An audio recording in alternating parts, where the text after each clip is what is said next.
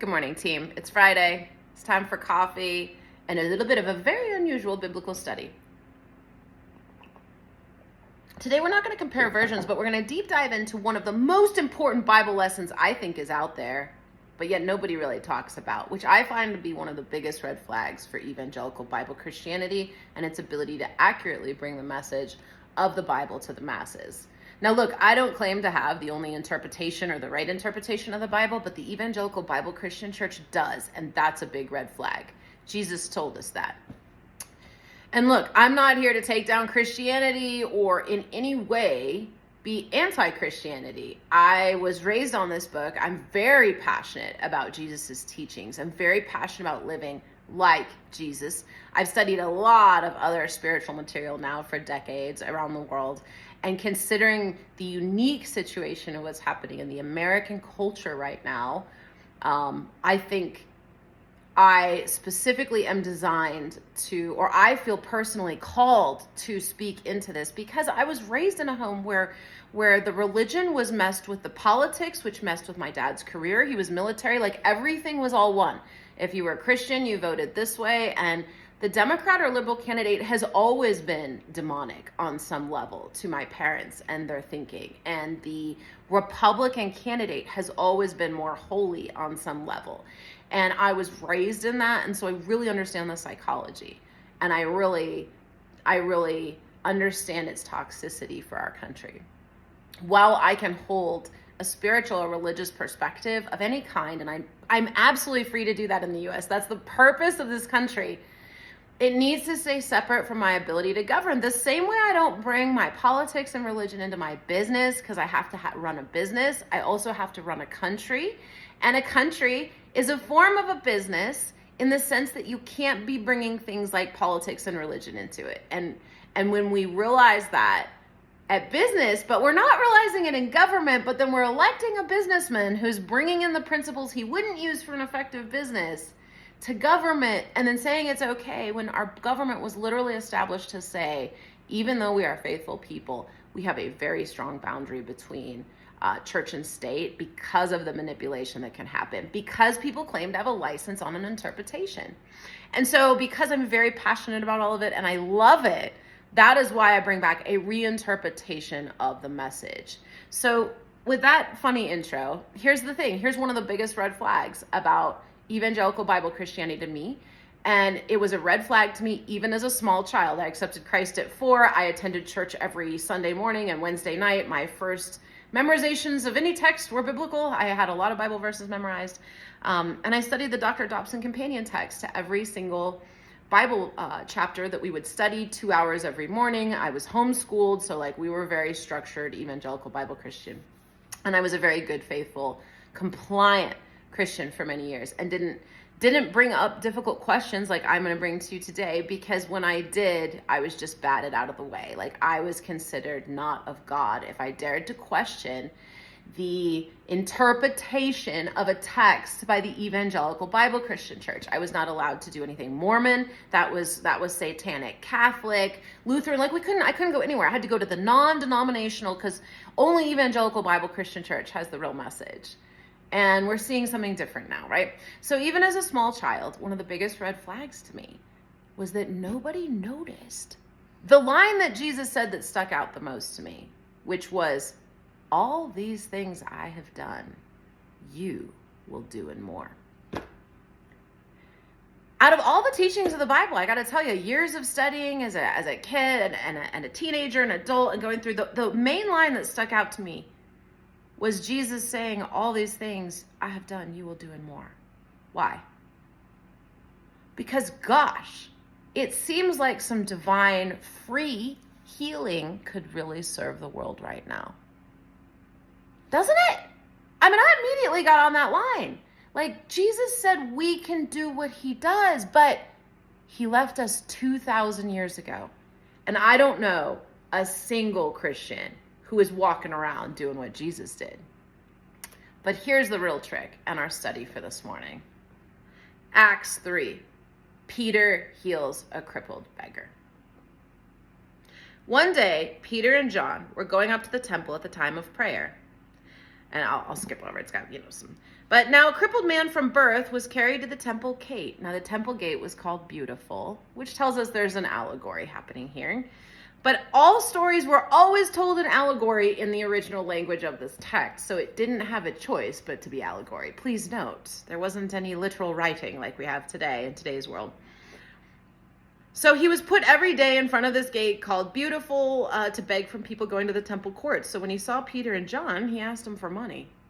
Peter looked at him and said, "Look at us. Silver or gold I do not have, but what I have I give you. In the name of the Jesus Christ of Nazareth, get up and walk." And taking him by the right hand, he helped him up. And instantly the man's feet and ankles became strong. He jumped to his feet and began to walk. Then he went with them in the temple courts, walking and jumping and praising God. And when all the people saw him walking and praising God, they recognized him as the same man who used to sit begging. And they were filled with wonder and amazement. Peter healed a beggar after Jesus is gone. So why is this not at the pulpit every day, especially in the face of a pandemic? Add to that the Course in Miracles came in the 80s. If you study any kind of Christianity, they don't accept this text. Also from Jesus, it gives you some really good insight into the Bible and some ways that it was adapted. It's not bossy. It's really just about healing and really about how to heal people through the connection in our minds, through things like psychotherapy, to reset it so it actually works. There was a very distinct message Jesus was trying to get here. Like when it says that you're healed in the name of Jesus of Nazareth, he wasn't actually healing in the power of Jesus, although we probably could call on the power of Jesus to heal since it worked. But it was about the principle of forgiveness and that you are born perfect, that sin is the illusion. Jesus was teaching that sin was the illusion, that sin was the problem. That's why the Course in Miracles comes back and redefines sin as a lack of love, and that's it. Anytime you sin, you're showing a lack of love. And it's an equal sin for everyone, and it's forgivable because we're set up in a sort of game where you can't actually hurt the real. We never would hurt the real other person. That's the thing. You have a holy piece of you that's in communication and relationship with everyone you're in physical communication with as well.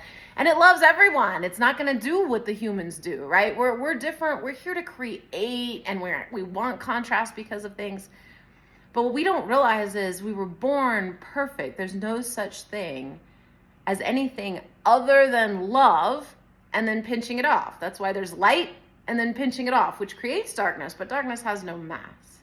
So what this is really getting at is Peter was able to look at someone and see them as perfect and heal them the same way Jesus was, because he learned that from him. Now, if you know more about the Bible, you would know that most of these books were written starting 80, 100 years after Jesus' death, that Peter and Paul both took a church out to the world. And unfortunately, more of Paul's message got in here, and he was a lot more of a dick. And if you notice, Peter is the one who's healing, because Peter got the message of love from Jesus. That being said, the biggest red flag, I will repeat, of the evangelical Bible Christian church is that they are not avidly talking about how Jesus said all these things you will do and more. And if you are not healing in the name of Jesus, you aren't actually a Christian. Sorry. Peter did it. Other apostles did it. They started doing it a lot after Jesus passed away, actually. And we don't talk about it in churches. If you dare to, you're making yourself into God. Because here's the deal, guys, get real. If Jesus isn't an idol, if it's an ideal, and we all start living that way, gosh, we could heal all our friends. We don't need hospitals anymore. We aren't going to need a vaccine. We wouldn't need any of it. Why in the world someone doesn't want us to divinely heal, I don't know. I know it sounds pretty wackadoodle, but it's really not. It's really not, guys. You know in your own sense that you control the disease and healing that you have. On some level, you know that. It's based on your thoughts, your feelings, your vibration. And whether you think you can heal it or not, you're right. But for those of us that really heard Jesus, like, all these things you can do and more, I heard that. I want to live like that so I can replicate that, because that's what the world needs. But as long as I think it's an ideal and I can live like it, I have an opportunity, I'm going to be called to not engage in the game of the world as much. And the machine doesn't like that, especially the capitalistic machine in the West. That's why The real faith of Jesus does not work with capitalism in the West. That's why they made it funny, right? They got to invent a hell and you got to work your ass off and sacrifice for something later. Because if it was really about, oh my gosh, go love everyone until the world returns to perfect right in front of your eyes and let go of everything else, people will be like, well, who's going to make my burrito at Taco Bell? You know, who's going to send my emails? Who's going to make my widget on Amazon?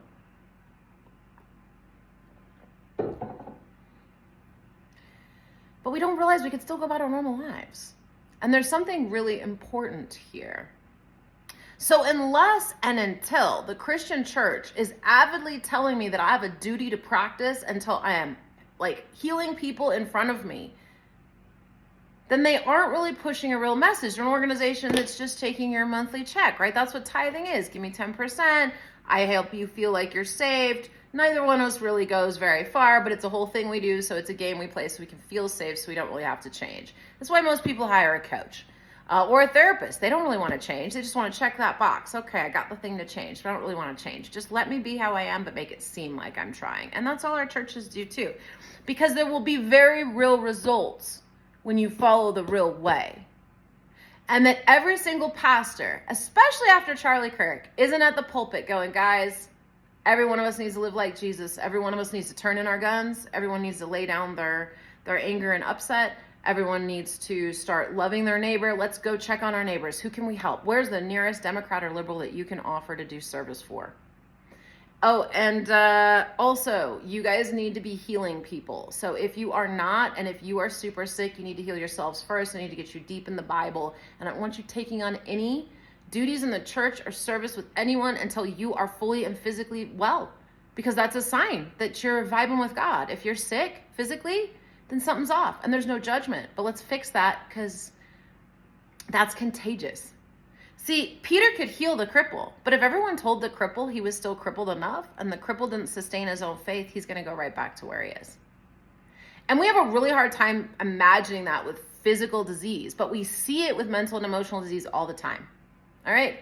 Whether you have a friend in your family that's been in AA or addiction, or you know someone who's had a mental health struggle, you have seen them go through iterations where they're doing really well. And what is the main difference? Support. They either are going to AA, or they have a great support system, or they have a really healthy relationship or a good set of friends. Like something changed in their life where like they are moving with a different amount of support and love. And when that goes away, sometimes there's a collapse back into old behaviors. So how we show up for people and how we love people. And I love that Peter in this passage also looks at the beggar and is like, look at me. I don't have silver or gold, but I'll get you what you need, man. I'm not going to buy into the bullshit that you're as broken as all these other people think. Get up and walk. It's kind of what we do in AA. Like, all right, I know the whole world thinks you're dead and broken and you can never function, but get up and walk, motherfucker. Like, show up to this meeting every day at 7, and I'm going to talk to you, and we're going to talk about some stuff. We're going to help reset that brain of yours, and you're going to be okay over time. I did it. You can do it. That's telling someone they can get up and walk. When we tell people that they're broken and on medication for life and lifetime patients, like that is nothing of God, right? You get up and walk, man. You get to have what you want. God made you perfect. Anything else you want will become available to you to make you feel whole. As long as you believe that you have a loving thing, it's not a dude in a chair, just a loving force of some kind that cares about your joy and puts you into a place where you are destined for joy. And if you're not having a good time, there are others that can master it, that can restore you to fullness and joy. That's supposed to be the message of this book and Jesus. Throw out sin. It's all love. You are whole and healing. But when you judge yourself, when you show a lack of love or sin by judging yourself and others, you absolutely become damaged, crippled, and you can hurt yourself. We all have issues. You have haunts. You have ghosts that haunt you. All of that can be removed by the love, unconditional love of another who says, your God made you perfect. You're just believing a bunch of bullshit people told you, and I don't believe it. Stand up and walk. Let's get out of here.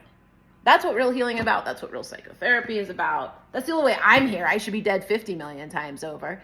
And someone saw me that way and changed my life. And that's when I was like, oh my God, someone seeing me as whole changed my life, saved my life. So that's what's happening here on a grander scale. But I've experienced the power, and I want to give the power. So with that, a little bit of a weird biblical study, got more political than I expected, but have a wonderful day. Thanks for being here. Subscribe if you want more. I do all kinds of wild things, and I love you.